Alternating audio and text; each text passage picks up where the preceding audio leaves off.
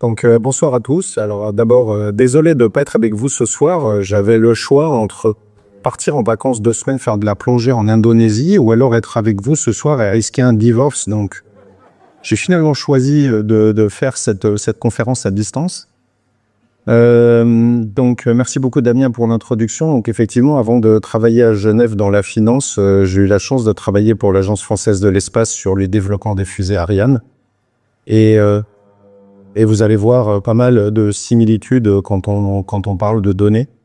Donc l'idée, je vais faire une transition avec ce que disait Philippe. C'est bien d'avoir des satellites Copernicus à notre disposition, mais il faut déjà les envoyer dans l'espace.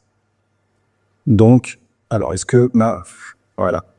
Pour ceux qui sont intéressés par les fusées, je sais pas si vous avez vu hier soir, parce que on a eu le 8e vol d'Ariane 6 que vous voyez à l'écran. Donc juste pour vous expliquer le type de données, le nombre de données que ça représente. Donc voilà un joli bébé qui est un immeuble de 20 étages, de 5 mètres de diamètre, donc quelque chose d'énorme, qui pèse 860 tonnes. Donc vous imaginez empiler 800 voitures les unes sur les autres.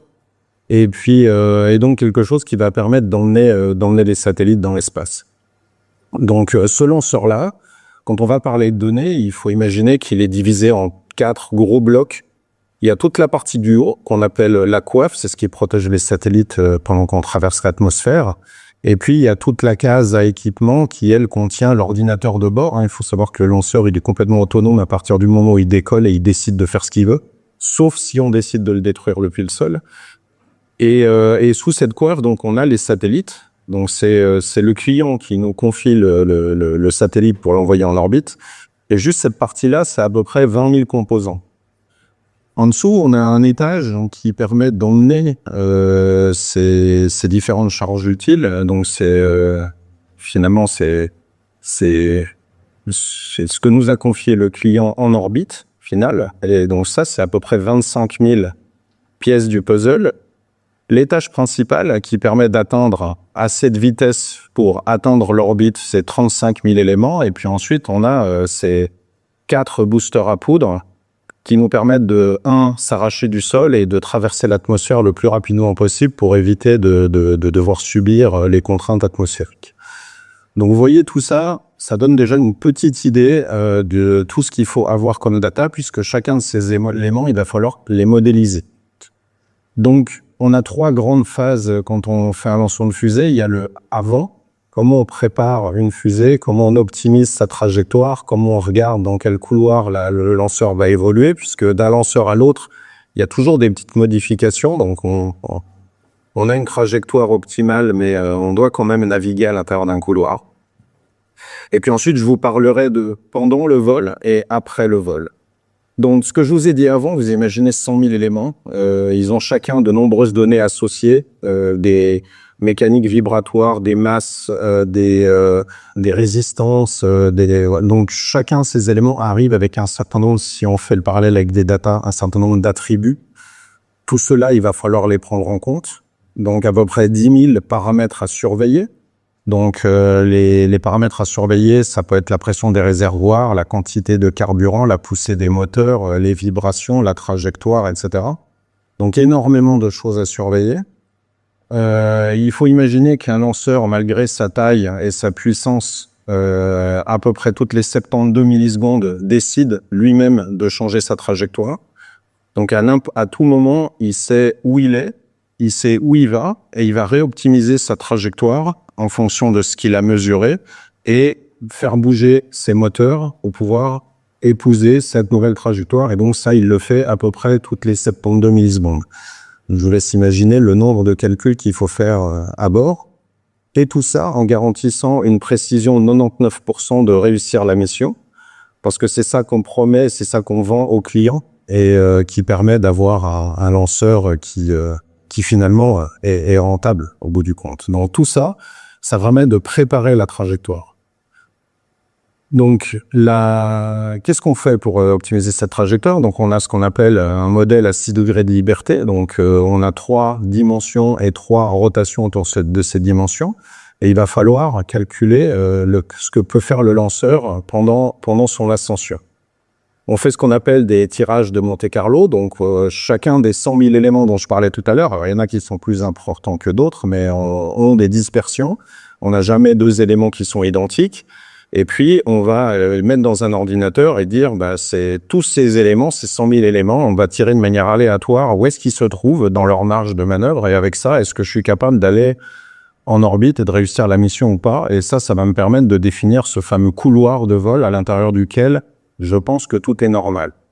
Il faut juste imaginer que si on voit que le lanceur se dirige rapidement en dehors du couloir, il y a un monsieur dans un bunker pas très loin du pas de tir qui a le doigt sur le bouton et qui peut faire exploser le lanceur pour qu'il retombe dans l'eau avant de surveiller les terres.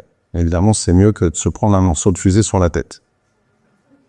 Et tout ça, pour chacun des lancements, la préparation, optimiser la trajectoire, avoir tous les éléments, faire ses calculs, c'est à peu près 3 téras de données pour chaque lancement. Donc aujourd'hui, on en est à 8. Faut imaginer qu'une Ariane 4 a volé 100 fois ou plus, une Ariane 5 aussi. Toutes ces données-là sont aussi après stockées parce qu'on apprend du passé et on continue à regarder ce qui s'est passé sur les anciens vols. Donc ça, c'est la préparation. Ensuite, évidemment, quand on fait un vol, on doit vérifier que tout se passe bien. Donc là, vous voyez un lanceur qui explose. Malheureusement, ça arrive, même si c'est rare. Et puis, vous allez imaginer le nombre de calculs qu'on doit faire. Selon les Nations Unies, vous sortez de chez vous le matin et en tant qu'adulte en bonne santé, vous avez un risque marginal de 10-6 de mourir de mort accidentelle. Vous prenez un pot de fleurs sur la tête, donc vraiment une mort absolument pas prévue. Et donc, tout le but du calcul que je vais vous présenter, c'est de dire que vous n'avez pas plus de chances de mourir en prenant un morceau de fusée sur la tête que de prendre un pot de fleurs. Donc, ça a l'air bête comme ça, mais si on est capable de montrer qu'on n'a pas plus de risque de se prendre un morceau de fusée ou un morceau d'avion ou un pot de fleurs, finalement, le lanceur, il n'est pas plus dangereux. Et donc, pour faire ça, je vais juste vous dire, donc vous vous souvenez des 100 000 éléments dont j'ai parlé tout à l'heure. Il faut imaginer que un certain nombre de ces éléments peuvent avoir des défauts, peuvent tomber en panne. On pense au moteur. Ces pannes, elles ne sont pas linéaires. Un moteur, il peut exploser quand il s'allume, ou il peut s'arrêter de fonctionner à la fin parce qu'il n'était pas dans son bon régime. Et on doit imaginer que chacun de ces éléments, s'il tombe en panne, à quel endroit on se trouve? Est-ce qu'on risque de retomber? Est-ce qu'on retombe en un seul morceau? Et si on tombe pas en un seul morceau, est-ce chaque débris qui tombe au sol, quel est son équivalent TNT? Donc on le modélise comme si c'était une bombe. Et puis en fonction du point où il va retomber, en fonction de la densité de population, on va être capable de dire est-ce qu'on va faire des morts ou des blessés.